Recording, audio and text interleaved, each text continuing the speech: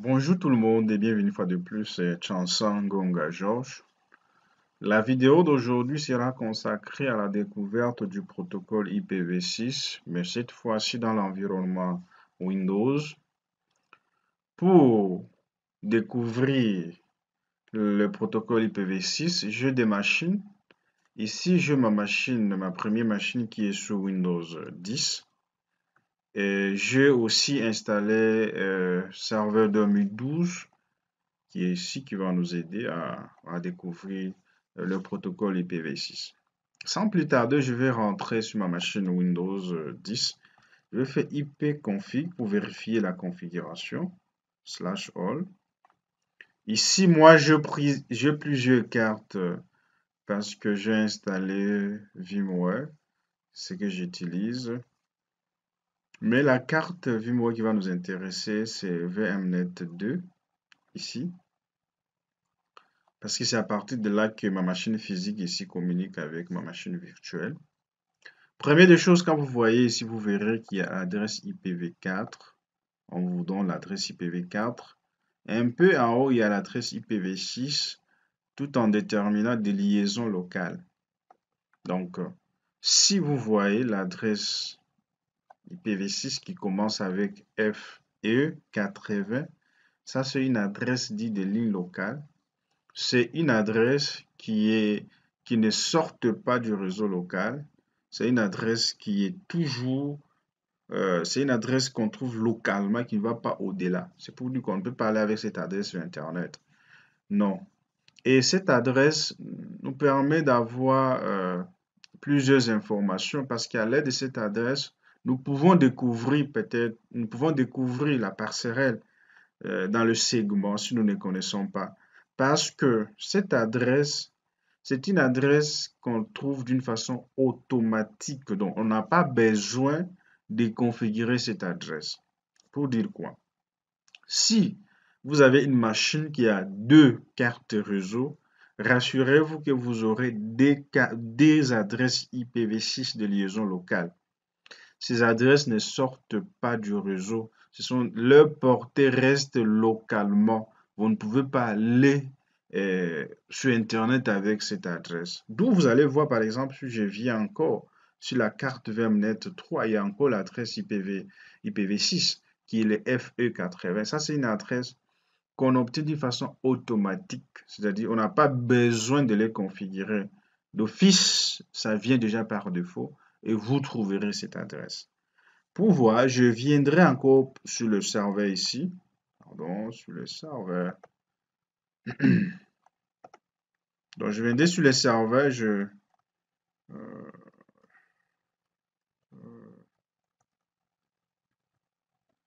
je viendrai sur le serveur ici. Je vais faire mes manipulations ipconfig. Et ici aussi, je vois il y a IPv4 et il y a aussi IPv6. Et vous verrez que à l'aide de cette adresse ligne locale, nous pouvons déjà tester la connectivité, hein. Les deux machines-là peuvent déjà communiquer sans problème. Nous n'avons pas configuré. C'est une adresse qui vient d'une façon automatique. Pour illustrer, je vais prendre cette adresse. Vous allez voir, je fais un ping. Je rentre, je vais prendre l'adresse ici, jusqu'ici. Je vais copier ça. Quand je copie ça, je viens ici, je vais faire un ping. Et ça marche sans problème. Et là, vous voyez que nous n'avons pas configuré l'adresse IPv6, mais nous trouvons l'adresse IPv6 qui est une adresse de ligne locale, une adresse qu'on obtient ça d'une façon automatique. D'où quand nous allons avancer avec le protocole IPv6, on vous dira sans état. Donc c'est une adresse qu'on a obtenue sans état, sans le serveur DHCP. Donc vous comprenez que ça, c'est ce qu'on appelle l'autoconfiguration. Donc on a directement l'adresse IP. Donc à l'aide de l'adresse IPv6 de ligne locale, nous pouvons tester la connectivité entre les deux machines. Ça va marcher sans problème. Ça, c'était la première commande qui nous sert à découvrir la configuration d'IPv6.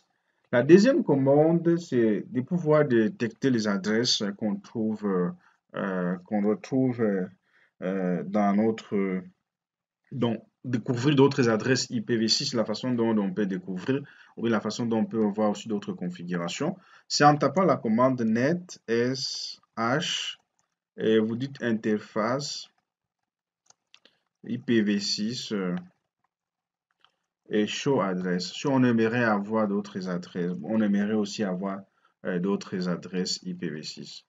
Show adresse. Et quand on valide, on se rend compte que voilà, il y a des informations qu'on a déjà eu à voir.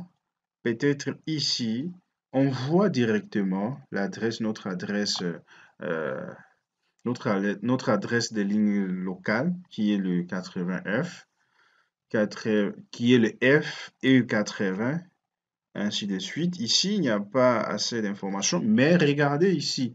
Je vois encore notre adresse ici, 2.2.1. Ça, c'est une adresse qu'on appelle des loopbacks, une adresse des lignes de loopback, l'adresse loopback, c'est-à-dire avec cette adresse, on peut pinguer de nous-mêmes pour savoir franchement si ça marche. Donc, dans l'IPv4, c'est ce qu'on appelle l'adresse de loopback.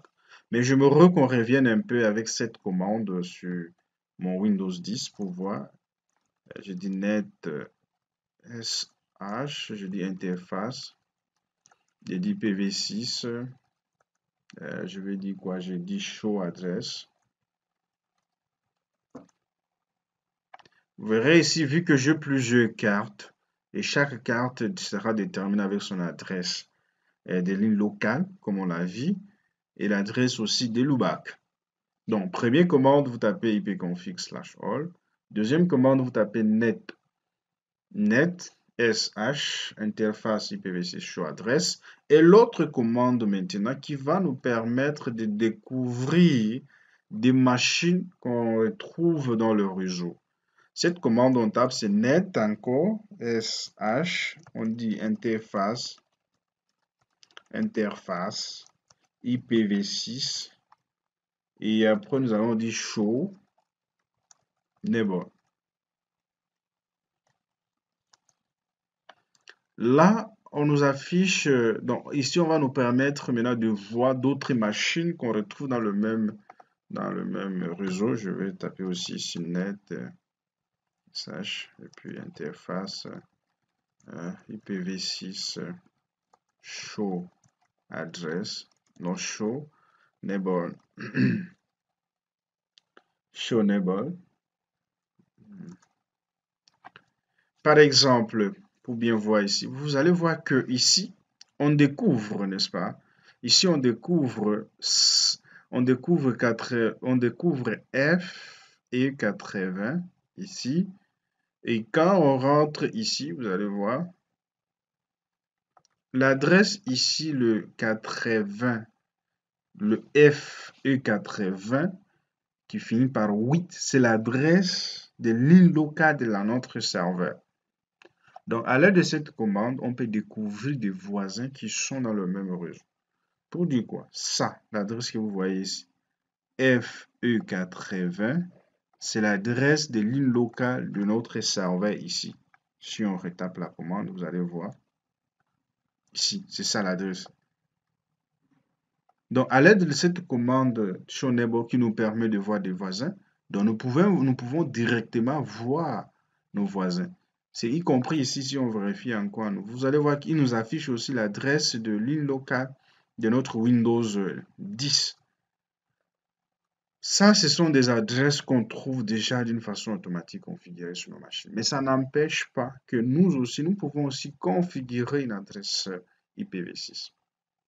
Avant peut-être qu'on continue à configurer l'adresse IPv6, je me revenir parce qu'ici, vous verrez qu'il y a plusieurs adresses qu'on affiche ici. Il y a plusieurs adresses. Par exemple, quand je vois l'adresse ff02.1, ça, ce sont des adresses d'abord multicast. Et parmi les adresses multicast, on en trouve plusieurs. Entre autres, le F02, $2.2. Ça, c'est une adresse qui permet justement de déterminer toutes les machines du segment. Donc, à l'aide de ça, vous pouvez avoir toutes les machines qui sont dans le segment. Et puis vous verrez encore, il y a l'adresse FF02 2.2.2. Ça aussi, c'est une adresse de multicast qui nous permet de voir tout le routeur du segment. Et vous verrez un peu en bas, là, il y a l'adresse aussi, je ne sais pas si c'est visible aussi, ici, voilà. L'adresse, par exemple, FF02 2.2.1. 2.2, ça c'est une adresse toujours qui nous permet de voir tous les serveurs du lien. Donc, dans les adresses multicast d'IPv6, on trouve différentes adresses, on trouve différents types d'adresses qui sont là-bas. Les adresses qui nous permettent de détecter toutes les machines du lien, les adresses qui nous permettent de détecter tout le routeur du lien, les adresses qui nous permettent de voir tous les serveurs dans le lien. Voilà, je disais ici, ça c'était l'adresse IPv6 configurée par défaut. Ça ne nous empêche pas aussi à notre niveau de pouvoir aussi donner les adresses. Donc, nous pouvons aussi configurer nos adresses IPv6. Pour le faire, on vient sur notre carte, on choisit IPv6 et on va dire, nous allons utiliser cette adresse, par exemple, FC00, je dis 2.2.1, parce que c'est déjà /64. Je ferme.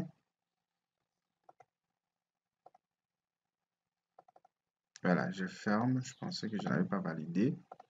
Et c'est là aussi nous pouvons le faire sur notre machine Windows 10 en allant sur notre carte VMnet 2. En allant chercher le protocole IPv6, nous pouvons aussi nous dire, bon voilà, nous te donnons l'adresse comme 2 et /64 dès qu'on valide. Et si on rentre ici, en relançant la commande, vous allez voir que cette fois-ci, sur notre carte ici, nous en avions seulement l'adresse de l'île locale FE80, mais cette fois-ci, nous voici aussi la présence de l'adresse que nous venons de configurer. Et quand nous rentrons sur notre serveur ici, je vais fermer l'interface, c'est pas sérieux. En fait, je vais aussi vérifier ipconfig /all. On voit aussi la présence de l'adresse que nous venons de configurer. Et à partir d'ici, nous pouvons faire un ping. Nous pouvons dire FC00 et puis voilà. Ça c'est 1. On va en faire 2. Et nous voyons que ça marche sans problème. Voilà un peu ce que je voulais vous montrer, la découverte du protocole IPv6 dans l'environnement Windows. C'est mieux de refaire des commandes, de voir ces différentes adresses. Et aussi, vous pouvez aussi configurer des adresses et essayer de faire des pings. Si c'est, je dis merci pour ceux qui vont regarder cette vidéo. S'il y a des questions, n'hésitez pas à vous poser des questions, je vais répondre.